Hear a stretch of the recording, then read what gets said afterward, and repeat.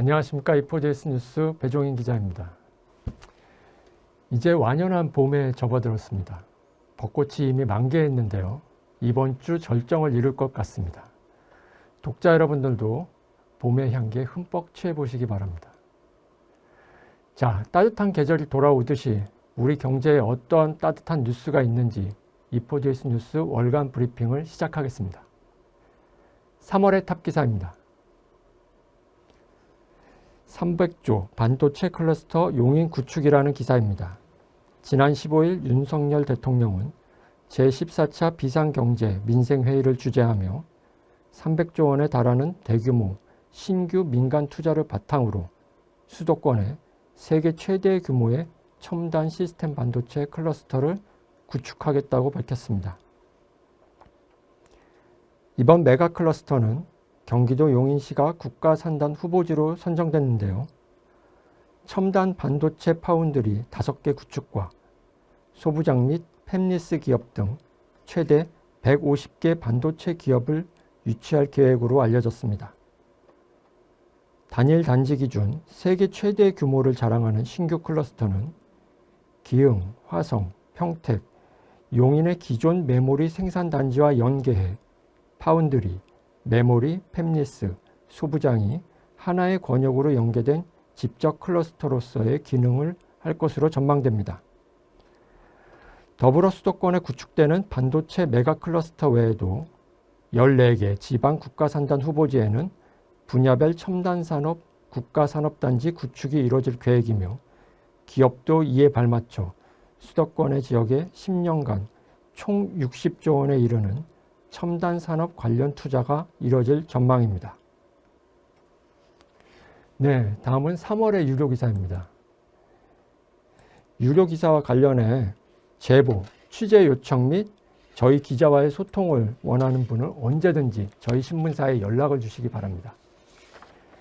기사 제목에 저희 기사 작성을 담당한 기자 이름과 이메일 주소가 있으니 참고하시기 바랍니다.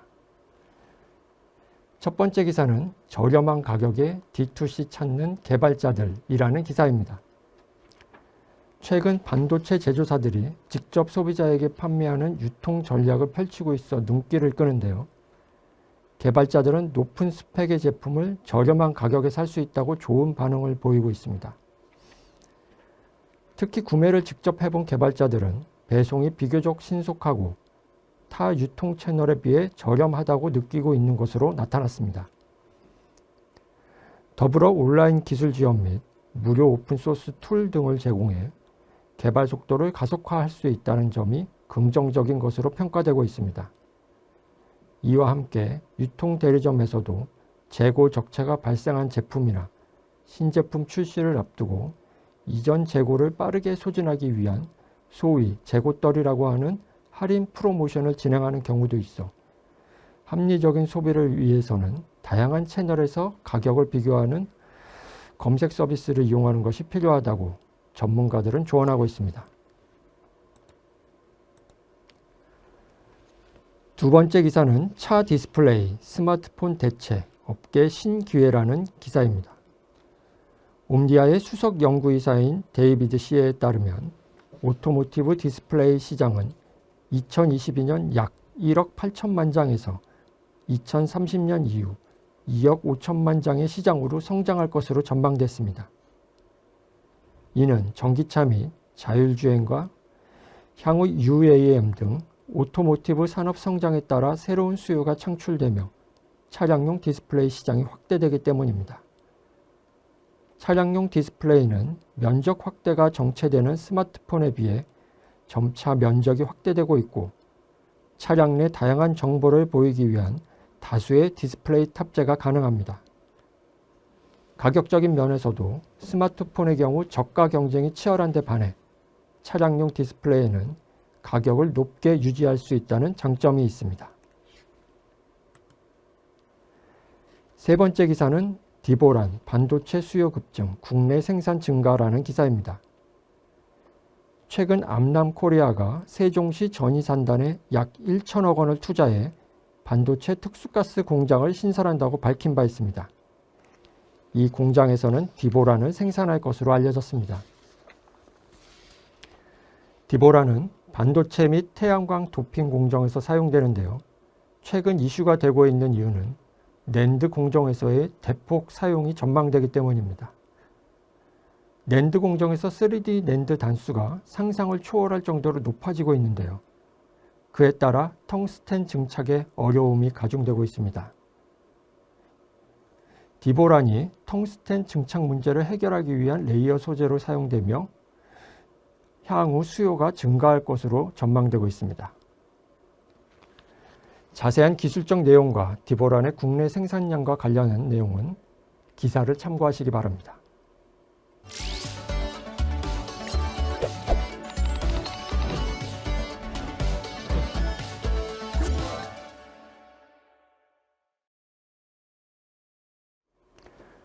네, 다음은 권신혁의 혁신 포커스입니다.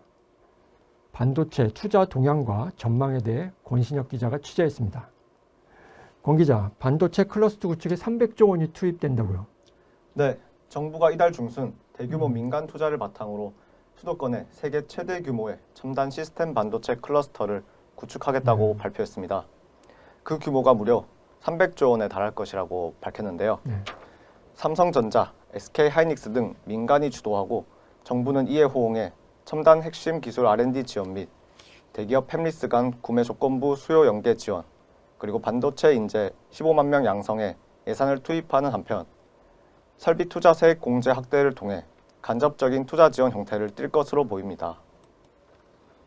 이러한 정부 발표를 두고 일각에선 반도체 단지를 구축한다고 시스템 반도체가 활성화되는 것은 아니다 라는 목소리가 터져나왔는데요. 최근 국회 토론회에선 김홍걸 의원이 현 정부가 너무 하드웨어 및 제조 공장 구축에만 치중한다며 국내 팹리스에 대한 이해가 부족하다고 지적했습니다.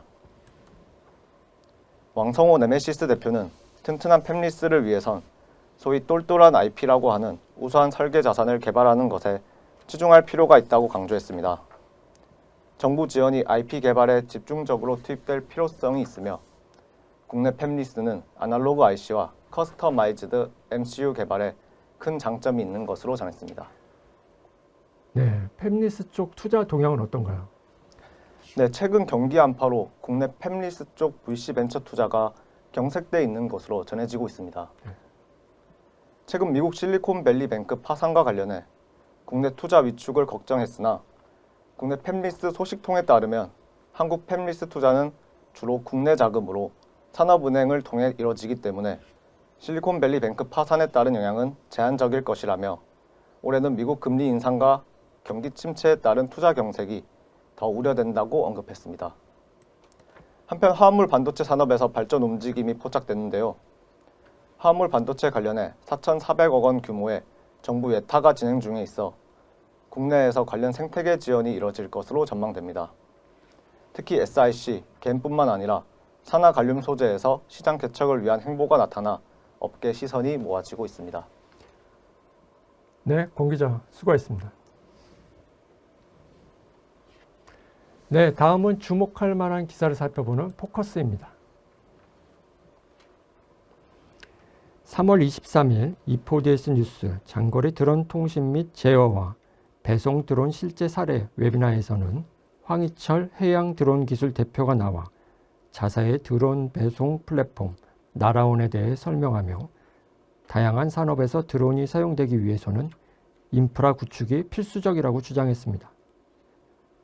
황희철 대표는 배송 드론 상용을 위해 민간 사업자가 쓸 수 있는 주파수 대역이 없어 대안으로 LTE 통신을 이용하고 있다며 통신 주파수 제한 관련 규제가 완화되면 주파수 대역폭을 조절하거나 신호 증폭기 또는 고성능 안테나를 사용해 수신율을 향상할 수 있다며 다양한 주파수 대역 규제 완화가 필요하다고 밝혔습니다. 3월 22일에는 울프스피드가 서울 코엑스에서 2023 울프스피드 파워 테크니컬 로드쇼를 개최했습니다. SIC는 우수한 열 전도율과 신뢰성으로 최근 신재생 에너지, 전기차, ESS 등 수요가 급증하고 있는데요. 울프스피드는 SIC 분야에서 35년 이상의 경험과 탄탄한 연구 개발을 중심으로 SiC 웨이퍼 시장에서 62%의 점유율을 차지하고 있습니다. 이날 발표에서 울프스피드의 가이 모세이는 5kW에서 메가와트 규격의 MPPT와 인버터, ESS의 DC-DC 충전기 회로에 SiC가 엄청난 기회를 잡을 수 있을 것이라고 밝혔습니다. 3월 23일 산화갈륨 전력반도체 기술 로드맵 세미나가 성남시 판교 한국반도체산업협회 세미나실에서 개최됐습니다. 산화갈륨은 SiC, 겐보다 밴드갭이 크고 높은 파괴 전압이 요구되는 전력전자 응용 분야에서 장기적으로 높은 활용도가 예상되는 재료입니다.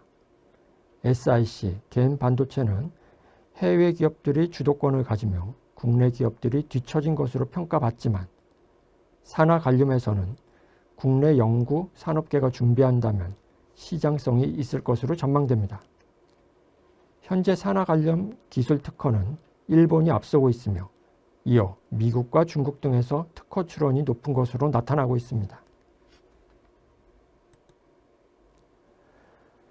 다음은 3월의 인물입니다. 3월의 인물은 김성진 센소파트 코리아 지사장입니다. 독일 프리미엄 자동차 제조 공정에서 센서와 머신 비전 기술로 성공적인 사례를 거둔 센소파트가 지난해 한국 지사를 런칭하고 적극적인 공략에 나서고 있습니다. 센소파트 코리아는 독일의 차별화된 기술력을 바탕으로 까다로운 조건 속에서도 높은 정밀도와 정확성을 제공한다는 것을 장점으로 꼽으며 한국 기업들과의 긴밀한 파트너십으로 함께 성장할 것을 이야기했습니다.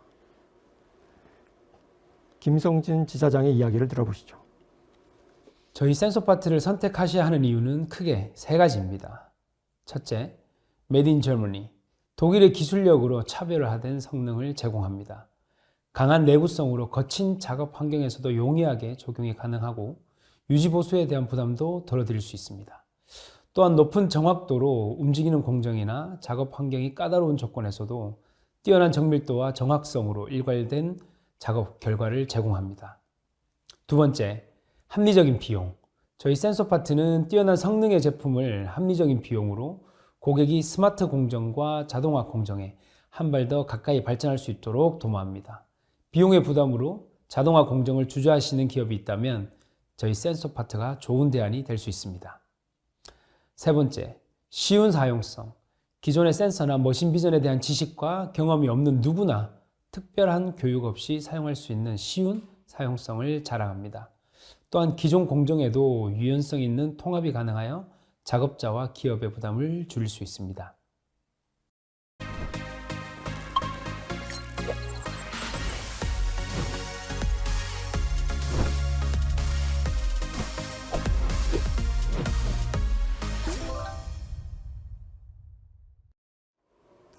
네, 다음은 김혜지의 인사이트입니다. 김 기자, 지난 3월 10일 E4DS 뉴스가 IIoT 이노베이션 데이 컨퍼런스를 성공적으로 마쳤다고 들었습니다. 네, 그렇습니다. 코엑스 오토메이션 월드에서 함께 개최된 2023 IIoT 이노베이션 데이가 많은 회원분들의 참여로 성황리에 마무리할 수 있었습니다. E4DS 뉴스 주최 키사이트 후원으로 진행된 이번 컨퍼런스에서는 최신 스마트 동향을 전망하고 스마트 팩토리 구축을 위한 5G 기반 산업용 IoT 개발 사례를 살펴봤습니다. 첫 세션으로 박항구 한국인더스트리 4.0 협회 명예회장 스마트 제조 혁신 추진단 전 단장님께서 스마트 제조 산업 최신 트렌드에 대해 발표해 주셨는데요. 세계적으로 급격하게 변하는 스마트 제조 혁신의 금년도 전망과 앞으로 우리가 대응해야 할 방향에 대해 논의했습니다. 박항구 단장님은 사람 중심의 인더스트리 4.0을 지나 로봇, AI와 사람의 협업에 초점을 맞춰 진화하는 인더스트리 5.0을 앞으로의 방향으로 제시하며 중소기업이 가치사슬망 중심으로 선도해 생산성 향상 및 넷제로를 달성해야 한다고 주장했습니다. 특히 올해는 스마트 공장을 넘어 서비스, 즉 탄소 규제에 대응하는 CBAM, DPP와 같은 여건을 만들어야 하는 시작점이라고 말했습니다. 이를 위해 궁극적으로 중소기업은 퍼블릭 클라우드 컴퓨팅 기반으로 스마트 팩토리를 구축함으로써 3D 작업 배제로 인한 안전 확보 등과 더불어 결과물로 탄소 배출량 제로화를 달성할 수 있음을 강조했습니다. 단장님의 강연을 영상으로 잠깐 보도록 하겠습니다. 스마트 팩토리는 각자 회사에서 추진을 하지 않으면 안 되고, 어떻게 하면 대기업에 납품하는 가치 사슬상에서 다 함께 협업해서 이미 스마트 팩토리를 구축하면서 수집된 데이터를 이용해서 탄소 배출량을 실시간으로 산출하는 게 좋습니다. 그렇지 않으면 할당받습니다. 예를 들어서 우리 공장은 이러이러한 제품을 생산합니다. 그럼 니네 10,000톤이야. 제품 하나 생산할 때 10,000톤이야. 라고 이렇게 규정이 돼 있어요. 근데 그 규정에 따르면 탄소 배출량이 엄청 비싸게 양이 많기 때문에 탄소세를 많이 냅니다. 근데 실측을 해보니까 8,000톤뿐이 안 돼요. 그럼 2,000톤이 세이브 되는 거죠. 그래서 탄소 배출량을 실측에 의해서 하지 않으면 유럽이나 미국에 제품 수출하기 어렵다 이렇게 보기 때문에 올해는 그러한 스마트 공장을 넘어서 서비스, 즉 탄소 규제에 대응하는 CBAM이나 DPP와 같은 여건을 만들고 대응을 해야 되는 하나의 스타트 시발점이라고 할 수 있습니다. 그럼 앞으로 우리의 대응 전략은 어떻게 가져가야 되느냐 하는 부분에 대해서 보면, 일단은 지난 14년도부터 22년도까지 3만 개의 스마트 공장을 구축을 했지만 대부분이 중소기업의 자체 전산실에서 운영을 하고 있습니다. 자체 전산실에 운영을 하게 되면 그동안의 중소기업들은 원가 절감하기 위해서 전기료라든가 가스량을 줄이기 위해서 엄청 노력을 해왔는데 탄소 배출량을 줄이기 위해서 더 노력하기가 쉽지 않아요. 그런데 전기를 더 쓰게 되는 거는 빅데이터를 구축해야 된다, 전산기를 도입해야 된다, 항원항습해야 된다, 전기만 늘어가는 거죠. 그러면 제품당 탄소 배출량이 늘어갈 수 없기 때문에 앞으로는 컴퓨터룸을 퍼블릭 클라우드 컴퓨팅을 쓰게 되면 내 회사의 제품 톤당 탄소 배출량이 할당이 안 되기 때문에 경제적으로 유리하다. 그뿐만 아니라 중소기업의 데이터베이스 전산실을 두게 되면 보안 시스템을 구축하지 않았기 때문에 보안에 취약하다. 그래서 기업의 데이터를 한꺼번에 다 이룰 수 있어요. 이런 차원에서 경제적이고 보안이 강화되고 탄소 배출량을 저감할 수 있는 클라우드 컴퓨팅 환경으로 전환하지 않으면 어렵다. 이렇게 볼 수 있습니다. 네, 영상 잘 봤습니다. 김 기자, 다른 세션에서는 어떤 내용을 다뤘는지 간략히 말해 주시죠. 네, 5G 박동주 포럼 생태계 전략위원장님께서는 5G 특화망 생태계를 주제로 발표해 주셨습니다. 박동주 위원장님은 5G의 초고속, 초저지연, 초신뢰성이라는 특성을 살펴보고 이러한 장점을 산업 요구사항에 맞게 활용하면서 독자적인 망 구성을 통해 산업에 특화할 수 있는 5G 특화망에 대해 소개했습니다. 5G 특화망의 구축 계획은 각 기업도의 성숙도에 따라 다르게 적용될 수 있다고 하셨습니다.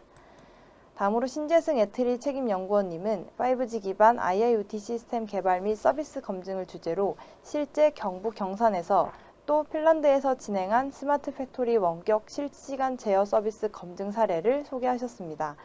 5G 기반 스마트 팩토리는 원격지라도 마치 공장 내외 같이 실시간 감시 및 제어가 가능한 빠르고 안정된 통신 환경이 보장되며 마치 유선으로 연결된 것처럼 유지됩니다. 신재승 연구원님은 실증 사례를 통해 초당 100회 정도의 반복 제어 및 감시가 필요한 설비의 무선 연결이 가능함을 확인하고 핀란드 관제센터와 대륙 간 네트워크 연결로 단말간 왕복 서비스 지연이 0.3초 내외가 된 것을 확인했습니다. 이순열 I2 산업진흥연구소 대표님께서는 스마트 공장을 위한 5G 기술 활용을 주제로 발표해 주셨는데요. 로봇, 3D 프린터, IoT 빅데이터, AI, 디지털 트윈, VR, AR 보안 등 스마트 팩토리의 핵심 기술을 전반적으로 다루고 5G 로봇 제어, 원격 관리 사례를 소개하셨습니다. 5G를 통해 로봇의 실시간 고화질 영상 전송이 가능해지는 등 효율성이 증대됨을 확인했습니다. KT 협업 로봇 활용 사례에서는 클라우드에서 제어하는 5G 로봇 서비스, 즉 라스 개념이 증명됐다는 것을 알 수 있었습니다. 마지막으로 강지훈 에릭슨 LG 컨설팅 팀장님께서 5G 특화망 구축 솔루션 및 개발자를 위한 애플리케이션 사례 제안을 주제로 발표하셨습니다. AMR 등 기업이 스마트 팩토리에 적용할 수 있는 포인트와 이와 관련된 이더넷 IP, 프로피넷 등과 같은 산업용 프로토콜을 제시했습니다. 또한 산업에서 5G 기반 어플리케이션이 구현되기 위해 다양한 QoS를 보장하는 5G 활용 방법을 다뤘습니다. API는 수십 개 이상의 기구들이 협의해 만들며 글로벌 통신사가 통합 작업을 하고 있는데요. 이 중 엣지 익스포저 서버는 엣지 애플리케이션을 위한 사용하기 쉬운 API로 엣지 응용 프로그램을 활성화하고 단순화 및 기능을 강화합니다. 이렇게 5분의 발표를 간략히 리뷰해봤는데요. 저도 산업 현장에서 5G가 IoT 시스템 및 서비스에 어떻게 적용될 수 있는지 많은 인사이트를 얻을 수 있었습니다. 성황리에 막을 내린 E4DS 뉴스 IoT 이노베이션 데이에 많은 관심 가져주신 모든 여러분들께 다시 한번 감사드립니다. 네, 잘 들었습니다. 최신 스마트 팩토리 동향과 최근 화두인 5G 특화망을 산업에 적용하는 방안까지 논의한 알찬 시간이었다고 생각됩니다. 또 저희 E4DS의 컨퍼런스는 6월 반도체 세미나로 돌아올 예정이니 독자 여러분들의 많은 관심 부탁드립니다. 김 기자 수고했습니다. 네, 이번 시간은 기술 인터뷰 시간입니다.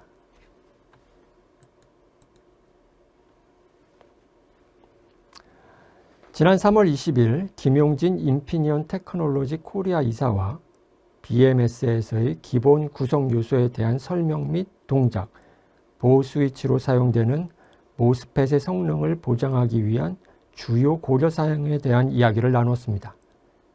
김용진 이사의 이야기를 들어보시죠. 네, 배터리 관리 시스템이 필수적인 이유와 어떻게 동작하는지 설명 부탁드립니다. 네, 배터리 관리 시스템은 배터리의 충전 및 방전을 모니터링하고 조절하는 전자 제어 회로입니다. 모니터링할 배터리 특성에는 배터리의 유형 및 전압, 온도, 용량, 그리고 충전 상태, 전력 소비량 및 남은 작동 시간, 그리고 충전 사이클 및 기타 특성이 포함됩니다. 배터리 관리 시스템의 임무는 배터리에 존재하는 잔류 에너지를 최적으로 사용하는 것입니다. 배터리 관리 시스템은 배터리 부하를 방지하기 위해서 고속 충전 및 방전 전류가 극도로 높아서 생기는 딥방전 및 과전압으로부터 배터리를 보호합니다. 또한 멀티셀 배터리의 경우 셀 밸런싱 기능도 제공하여 서로 다른 배터리 셀이 동일한 충전 및 방전 요구사항을 갖도록 관리합니다. 배터리 관리 시스템의 구성 요소와 인피니언은 어떠한 제품들을 공급하시는지 궁금합니다. 네, 배터리 관리 시스템은 배터리 셀의 전압을 모니터링하고 각 셀의 충전, 방전 특성을 동일하게 밸런싱하는 모니터링 IC와 충전 및 방전 시 이상 동작에 대해 배터리를 보호하기 위한 보호용 모스펫인 옵티머스와 스트롱 IR, 벳, 그리고 배터리의 상태를 확인하고 상위 시스템에 이 내용을 전달하는 피삭 마이크로 컨트롤러로 구성되어 있습니다. 또한 배터리로 흐르는 전류를 센싱하는 센시브 전류 센서 및 메모리, 그리고 정품 배터리인지를 확인할 수 있는 인증칩 옵티가 제품을 제공하고 있습니다. ST는 지난 8일부터 10일까지 서울 코엑스에서 열린 2023 오토메이션 월드에서 STM32 MCU와 AI 솔루션이 결합된 데모와 그래픽 솔루션 데모 등을 전시하며 산업 분야에서도 ST의 제품이 활용될 수 있음을 알렸습니다. ST 한국지사에서 MCU 기술 지원과 AI 솔루션 기술 지원을 담당하고 있는 문현수 과장과 아태지역 그래픽 비즈니스를 담당하고 있는 알렉산더 르느 대리의 이야기를 들어보시겠습니다.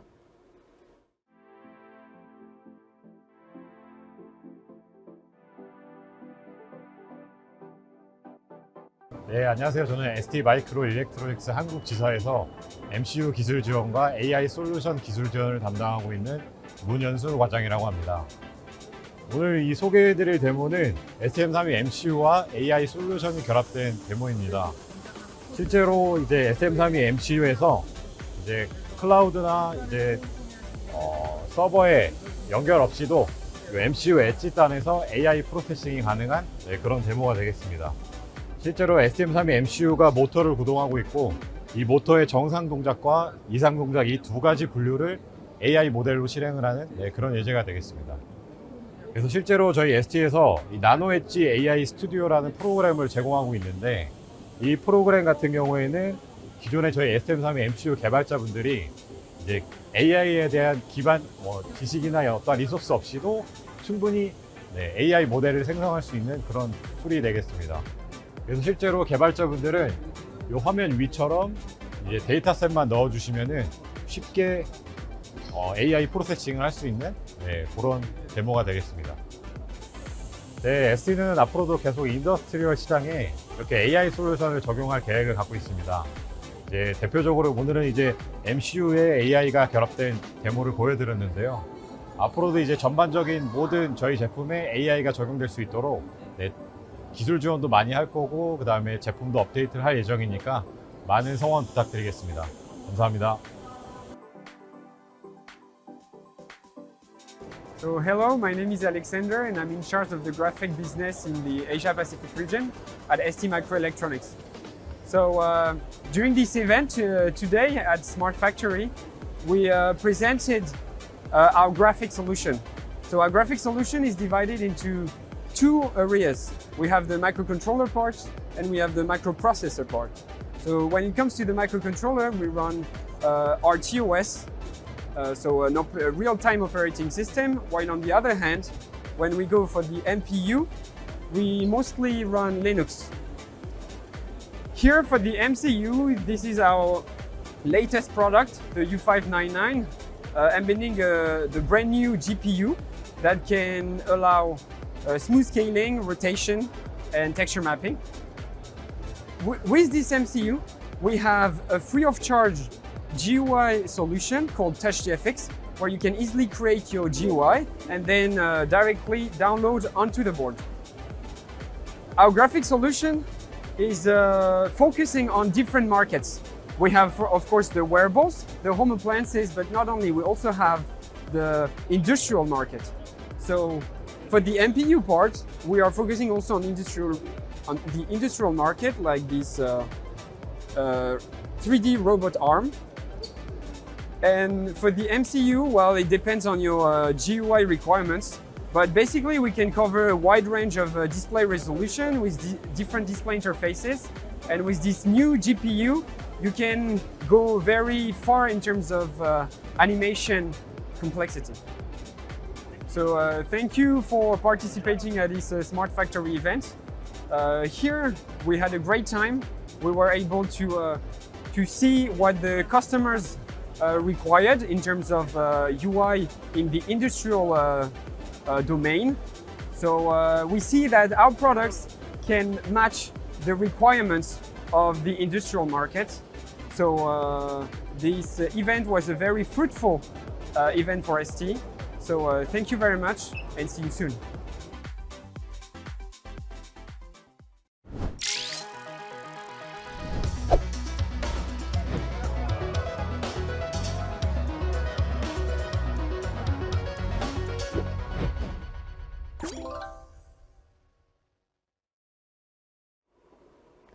네, 이번 시간은 성희창의 그랑프리입니다.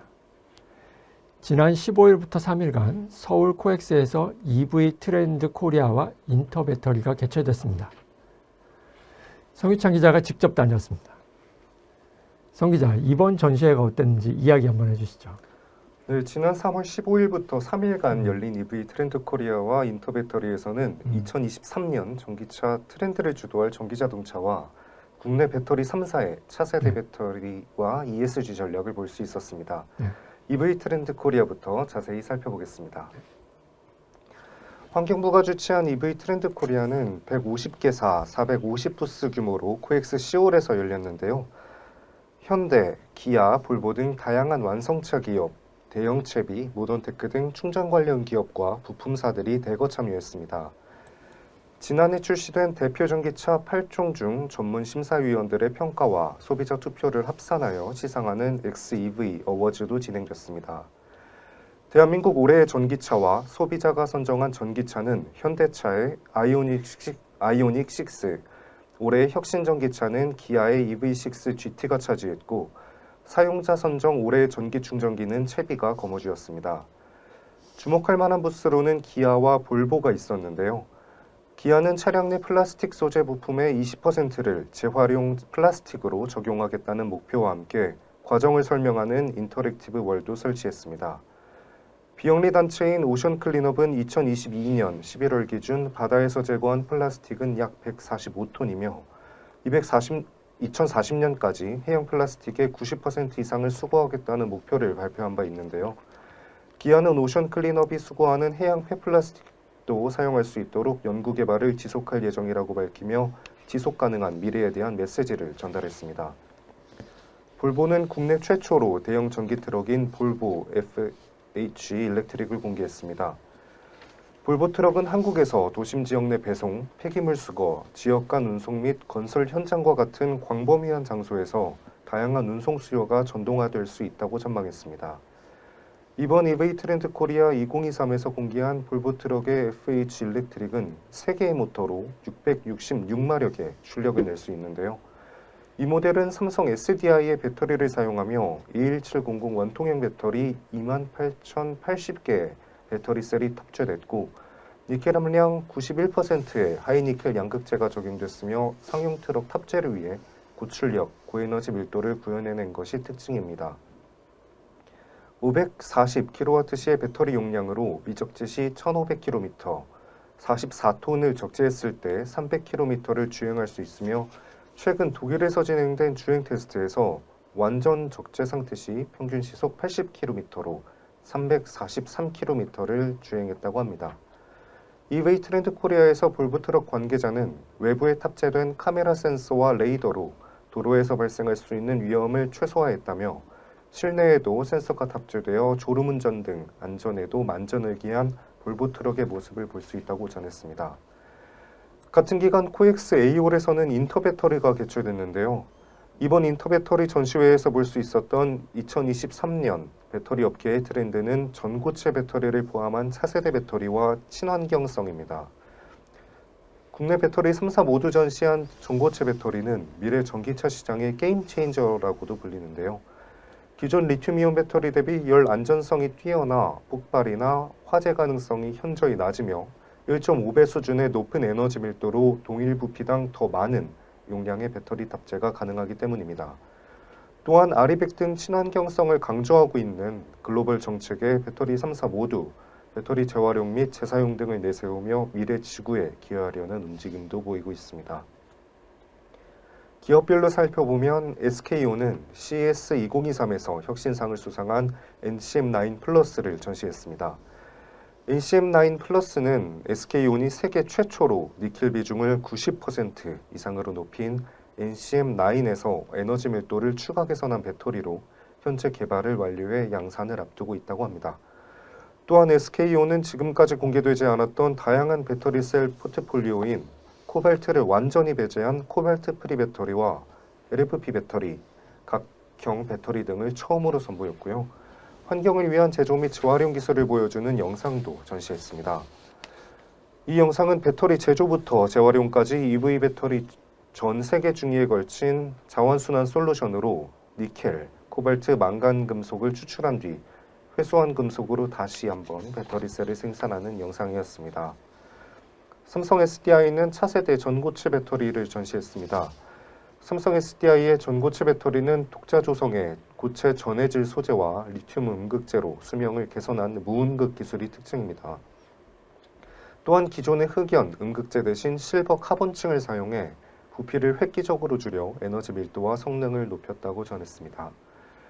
삼성 SDI는 2023년 국내 유일한 전고체 배터리 파일럿 라인의 완공을 앞두고 있으며 2027년 최초 양산을 준비하고 있다고 전했습니다. 삼성 SDI는 전고체 배터리 양산의 초석인 S라인을 경기도 수원에 약 2,000평 규모로 건설 중에 있으며 전고체 배터리를 위한 통합 프로세스를 내재화할 예정입니다. 삼성 SDI도 2050년 배터리를 100% 재생에너지로 만든다는 계획을 선보였습니다. 2022년 10월 아리백 글로벌 이니셔티브에 가입한 뒤 2025년 해외 사업장 100%를 시작으로 2050년 모든 사업장을 친환경으로 전환하겠다는 목표를 공식 선언한 바 있는데요. 삼성 SDI도 지속 가능한 배터리 순환 경제를 실현한다는 목표로 배터리로 인한 환경 영향을 최소화하기 위해 재활용과 재사용을 추진하고 있고 공급망 다변화에도 기여하겠다고 전했습니다. LG 에너지 솔루션도 SK온과 마찬가지로 황화물계 전고체 배터리와 구분자계 배터리를 소개했습니다. LG 에너지 솔루션은 2026년에 기존 양산 공정을 활용할 수 있는 구분자계 전고체 배터리, 2030년에는 황화물계 전고체 배터리를 상용화할 계획이라고 합니다. LG 에너지 솔루션은 2028년 리터당 800kW 에너지 밀도를 가진 구분자계 전고체 배터리를 포트폴리오에 추가하며 배터리 업계를 선도하려는 움직임도 보이고 있습니다. 또한 니켈, 코발트, 망간으로 구성된 NCM 양극재에 알루미늄을 첨가한 4원계 양극재를 소개했는데요.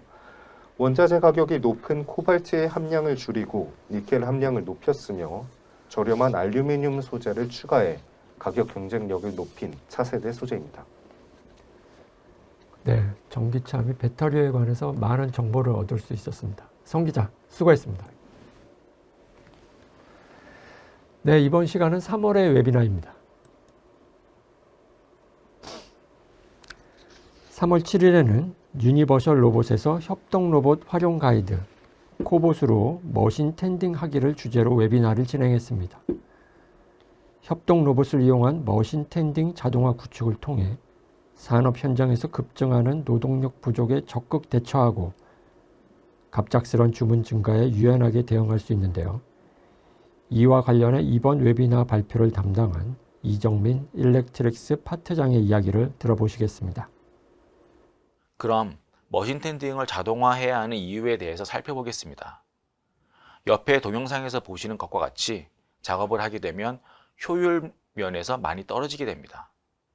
작업자 쉬는 시간도 있을 것이고 그날의 컨디션에 따라 효율이 달라진다거나 작업 시간이 길어짐에 따라 피로감도 누적될 것입니다. 머신 텐딩 자동화를 적용하게 되면 그에 따른 생산량 측면에서 이점이 있을 것이고 단조로운 작업이 감소되면서 의미 있는 작업을 위한 작업자 재배치도 가능하게 됩니다. 숙련된 인력 부족을 자동화로 대체할 수 있을 것이고 위험한 작업을 대신함으로써 안전사고 방지 측면에서도 필요할 것입니다. 3월 9일에는 ST 일렉트로닉스에서 ST의 새로운 고성능 MCU STM32를 주제로 웨비나를 진행했습니다. ST 마이크로 일렉트로닉스는 최근 새로운 고성능 MCU인 STM32HX 시리즈를 발표했습니다. STM32 MCU는 최대 250MHz로 동작하는 코어텍스 M33 코어를 탑재해 더 높은 성능과 강력한 보안 기능을 가지고 있으며 한층 미세화된 공정에서 제조돼 높은 전력 효율을 가지는데요. 이번 웨비나를 진행한 장태종 부장의 이야기를 들어보시겠습니다. STM32H5 MCU는 ST에서 인기 있는 MCU 제품군인 STM32F4 MCU 시리즈를 기반으로 크게 4가지 방면에 초점을 맞춰 설계 개발되었습니다. 첫 번째, 최대 250MHz로 동작하는 코텍스 M33 코어와 더 빠른 플래시 기술 등을 통해 달성한 높은 성능. 두 번째는 개선된 공정 및 시스템 최적화에 따른 전력 효율 개선. 세 번째는 업그레이드된 기능과 새로운 주변 장치 기술. 그리고 마지막으로 강화된 보안 요구사항에 대비한 어드밴스드 시큐리티 피처입니다. 3월 14일에는 에로 일렉트로닉스에서 RF 신호체인 성능 최적화 방안을 주제로 웨비나를 진행했습니다. 이번 웨비나에서는 갈륨 비소, 지라 관륨, 실리콘, 실리콘 저마늄, 실리콘 온 인슐레이터와 같은 기술적 고려사항을 비롯해 통합을 통한 신호체인의 성능을 개선할 수 있는 방법에 대해 다뤘는데요. ADI 기술진의 이야기를 들어보시겠습니다. Technologies we'll look at are gallium arsenide, gallium nitride, silicon, silicon germanium, silicon on insulator. These technologies are most used in RF signal chains. So how do we choose the best fabrication process technology to meet our design goals? We consider the best technology to use by the foundry availability, the required frequency or speed of the devices, the power level required for the application, and all the noise and linearity considerations. We consider integration capability. Silicon germanium uses a bi-CMOS process where you can have low frequency bipolar devices on the same wafer as a high-speed CMOS device. This allows you to integrate digital devices with RF devices on the same IC. And we consider cost versus throughput. For example, gallium arsenide is a less expensive process, but it only yields typically 4-inch wafers, where most silicon-based processes can yield up to 10-inch wafers. The yield for silicon-based processes are typically much higher and are more consistent as they have an ion implantation compared to a deposition process used in gas. 3월 23일에는 저희 E4DS 뉴스에서 장거리 드론 통신 및 제어와 배송 드론 실제 사례를 주제로 웨비나를 진행했습니다.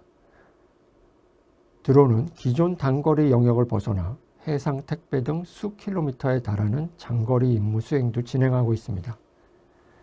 이런 장거리 임무 수행을 위해서 드론을 정확히 제어할 수 있는 드론 통신 기술과 실제 운영 노하우가 중요한데요.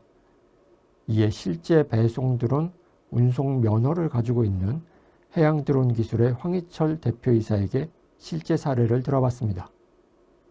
저희 그 날아온 해상 드론 배송 시스템은 3개의 크다란 시스템으로 구성이 되고요.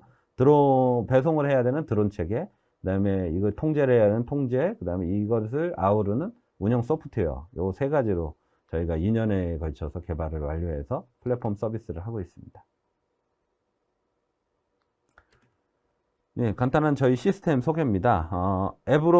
앱이나 웹으로 주문을 받게 되고요. 카카오도 받게 되고 전화로도 받습니다. 외국 선원들이 많기 때문에 영문으로도 개발이 완료가 돼 있고요.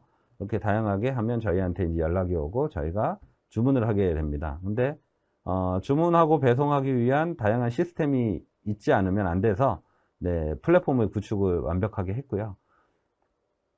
드론 사업이 발전하려면 저는 개인적으로 생각하는데 인프라, 결국은 드론 포트, 공용으로 운영할 수 있는 우리 버스 터미널처럼 이런 터미널 구조가 되지 않는다면 안 된다고 보고요. 저희는 이제 저희 자체 운영 소프트웨어를 구축을 해서 배송에 최적화시켜서 개발해서 지금 현재 운영 중에 있습니다. 그리고 결국은 이제 데이터 싸움이기 때문에 이러한 모든 데이터들은 저장하게 되고 네, 이걸 분석을 통해서 더 나은 서비스로 이어지게끔 저희가 하고 있습니다. 그리고 이거 이제 해양대학교 저희가 위치하고 있는 해양대학교 앞에 주차장에서 이 앞쪽에 보시는 게 낚시터입니다. 낚시터로도 네, 낚시하시는 해상 낚시터에서 낚시하시는 분들한테도 저희가 간단한 취급료 서비스들을 해드리고 있습니다. 그리고 아까도 말씀드렸지만 저희는 해상에서 자유롭게 화물을 배송하기 위해서는 장소적인 제한 때문에 윈치를 활용한 드롭 시스템, 이런 시스템을 쓰고 있는 데가 전 세계적으로는 구글 잉이 네, 이런 시스템을 쓰고 있고요. 윈치로 해서 내려주고 있습니다. 3월 28일에는 마이크로칩에서 로라 솔루션 장거리 무선 통신 기술과 다양한 IoT 분야에서의 적용 방안에 대해 웨비나를 진행했습니다.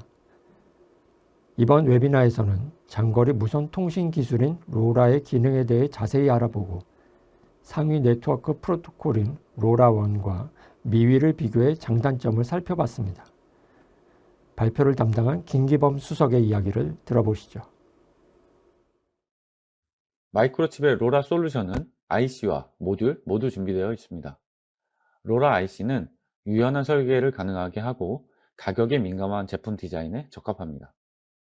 모듈의 경우 FCC, C, KCC 등 주요 국가의 무선 인증을 획득한 상태로 개발 위험성과 기간을 줄이는 데 도움이 됩니다.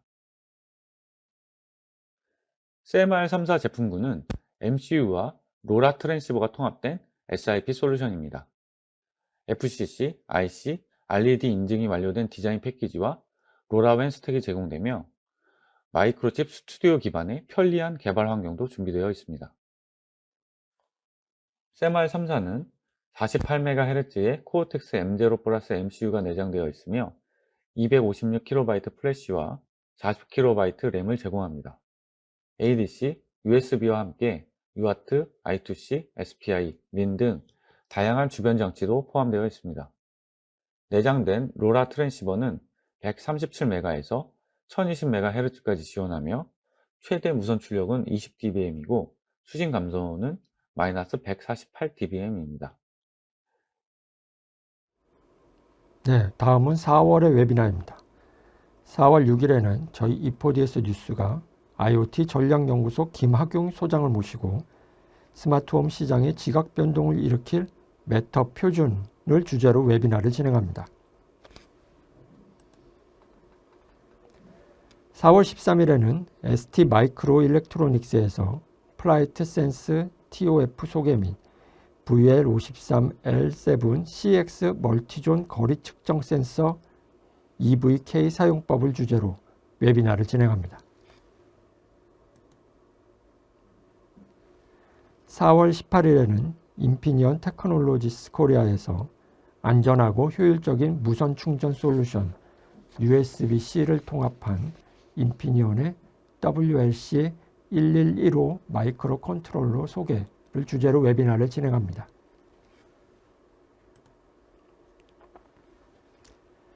4월 25일에는 텍트로닉스에서 킥스타트 배터리 시뮬레이터 앱으로 무선 장치 최적화하기를 주제로 웨비나를 진행합니다. 독자 여러분들의 많은 시청 부탁드립니다. 3월의 주요 기사입니다. 미국이 반도체 가드레일 세부 규정을 발표했습니다. 보조금 수혜 기업은 중국 등 우려 대상국에 있는 생산 설비의 생산 능력 확장을 웨이퍼 기준 10년간 5% 이내로 제한됩니다. 지난 21일 애플페이가 본격 출시됐습니다. 이에 국내 간편 결제 시장을 이끌고 있던 삼성페이와 네이버페이가 온 오프라인 서비스에 협력하겠다고 밝혔습니다. 스마트홈 기기 간 연결성을 지원하는 메터 표준이 본격 확산되고 있는 가운데 삼성전자, LG전자 등 국내 가전기업들도 메터 인증 가전 및 IoT 기기들의 출시를 본격화했습니다. 2022년에 역성장을 보였던 디스플레이 시장이 2023년에 면적 기반 수요 회복을 바탕으로 2024년부터 성장할 수 있을 것이라는 전망이 제시됐습니다. 정부가 최초로 법제화된 중장기 투자 전략을 통해 우주, 양자 등 12대 국가 전략 기술과 탄소 중립 등 핵심 분야 개발에 5년간 170조 원을 투자합니다. 미래 모빌리티의 핵심인 자율주행 기술의 글로벌 시장 주도권 확보를 위해서는 자율주행 국제표준, 사이버 보안, 센서가 중요하다는 전문가들의 의견이 모아졌습니다. 신제품 및 IT 소식입니다. ST 마이크로 일렉트로닉스가 성능, 보안, 고객 지원이 강화된 솔루션 등으로 무장한 STM32MP13, STM32H5, STM32WBA 등 디바이스 3종과 STM32 트러스트 T 보안 솔루션 한 종의 신제품을 출시했습니다. 텍사스 인스트루먼트 코리아가 광범위한 컴퓨팅, 핀아웃, 메모리 및 통합 아날로그 옵션을 제공하는 확장 가능한 ARM 코어텍스 M0 마이크로 컨트롤러 포트폴리오와 새로운 ARM 코어텍스 기반 비전 프로세서 제품군 6개를 발표했습니다. 마이크로칩 테크놀로지가 새로운 산업용 등급의 SPE 신제품 10베이스 T1S 맥파이와 고정 및 시간 네트워킹 이더넷 파이 트랜시버 및 스위치의 산업용 버전인 100 베이스 T1을 공개했습니다. 인피니언이 8억 3천만 달러의 GAN 시스템즈를 인수하는 계약을 체결했습니다. 인텔이 13세대 인텔 코어 모바일 프로세서를 출시했습니다. 실리콘랩스가 기자간담회를 통해 메타 개발을 위한 하드웨어, 소프트웨어, 도구 및 인증을 포함한 통합 IoT 플랫폼 제공자로서의 업계를 선도하겠다고 포부를 밝혔습니다. 네, 이제 3월의 E4DS 월간 브리핑을 마치겠습니다. 4월에는 더욱 풍성한 뉴스로 독자 여러분들을 찾아뵙겠습니다. 감사합니다.